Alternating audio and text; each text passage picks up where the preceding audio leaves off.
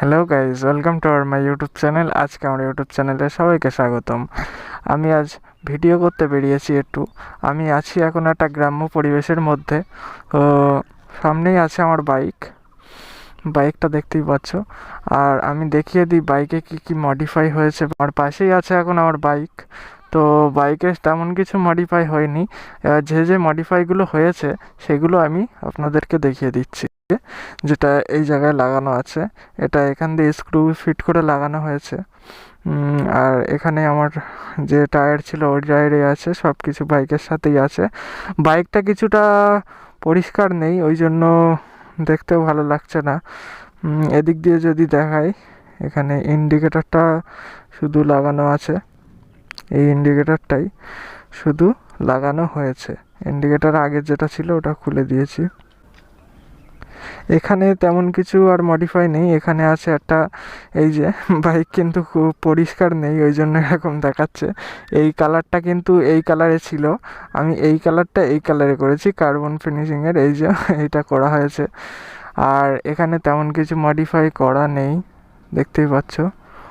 গাড়ি কিন্তু অতটাও পরিষ্কার নেই, তারপরে আমি দেখাচ্ছি।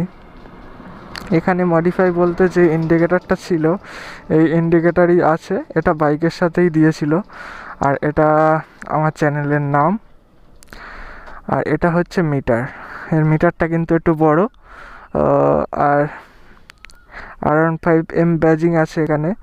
আর কি দেখাবো, এখানে কন্ট্রোল সুইচ, এটা হচ্ছে স্টার্টিং সুইচ এবং এটা হচ্ছে হ্যাজার্ডের সুইচ। এখানে মিটার কন্ট্রোলের আছে, মিটার কন্ট্রোলের সেট, আপসাট ডাউনসাট। আর এটা হচ্ছে ইন্ডিকেটার, এটা হর্ন, এগুলোই আছে। আর আমি লুকিং গ্লাস দুটো চেঞ্জ করব, আপাতত অর্ডার দিয়েছি, এখন চেঞ্জ করে নেব। আর এটা হচ্ছে আমার চ্যানেলের নাম লেখা আছে, এখানে একটা নাম কিন্তু ভুল আছে, টির পরে আর দিইনি, ওই জন্য কিন্তু এই নামটা কিন্তু সম্পূর্ণ হয়নি। এটা তুলে দেবো, অসুবিধা নেই, আর তুলে আবার নতুন করে বসাবো। আর একটা মডিফাই আছে, সেটা হচ্ছে আমার সিট মডিফাই করা হয়েছে।